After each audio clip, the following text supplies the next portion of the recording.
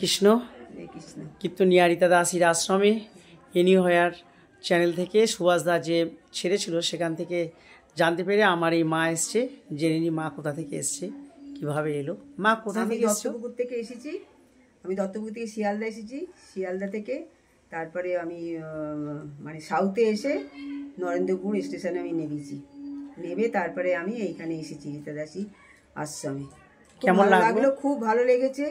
এত সুন্দর বৈষ্ণবী মূর্তি, মা মনসা বৈষ্ণবী মূর্তি রূপে এখানে আছেন।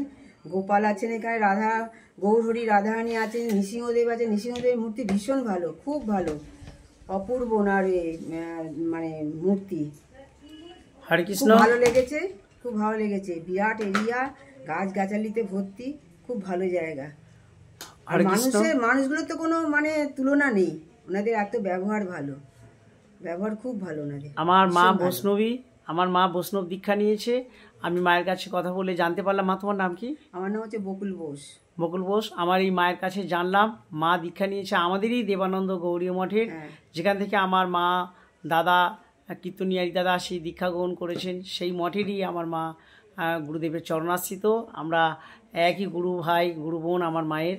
আমরা ভীষণ আনন্দিত হলাম যে আমরা এমন বৈষ্ণব দীক্ষা নেওয়ার আমার মা যে চলে এসছে নৃসিংহ মন্দিরের কাছে। ভীষণ খুশি, ভীষণ খুশি। অন্যান্য মায়েদেরও মা পরামর্শ দিচ্ছেন তোমরা একাদশী করো। এরা তো করেই যার যেমন শরীর অনুযায়ী। তবু মা আরও গুরু মহারাজ যে কথাগুলো বলতেন সেই সব কথাগুলো এসে যখন মায়েদের বলছে, আমাদের সত্যি ভালো লাগছে যে আমাদের মা সনাতন ধর্ম প্রচারে দীক্ষা গ্রহণের পর যেভাবে তার গুরুর নির্দেশগুলো আবার অন্য অন্য মায়েদের কানে দিচ্ছে এবং মালা জপছে, তখন সত্যি আমাদের ভালো লাগলো যে সত্যি রীতার এই আশ্রমটা ধন্য হয়েছে এমন সাধুগুরু বৈষ্ণবের চরণধুলিতে। আজকে মায়ের মুখও শুনলেন মা কেমন প্রচার দিচ্ছেন যে আশ্রম সম্পর্কে। রীতা দাসের কন্ট্যাক্ট নাম্বার 9836769125।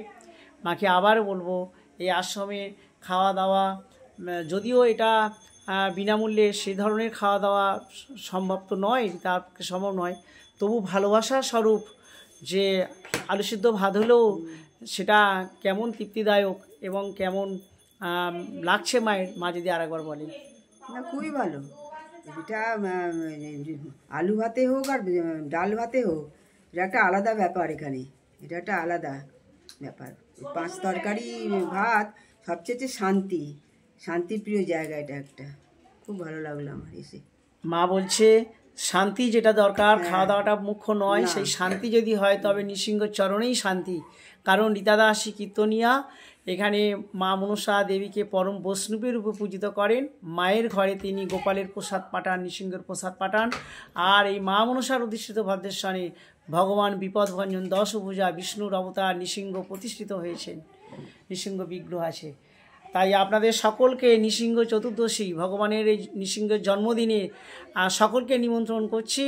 আপনারা সবাই আসবেন রীতার আশ্রমে, নৃসিংহ ভগবানের জন্মদিনে প্রসাদ গ্রহণ করবেন। হরে কৃষ্ণ। নিতাই চাঁদ কি জয়।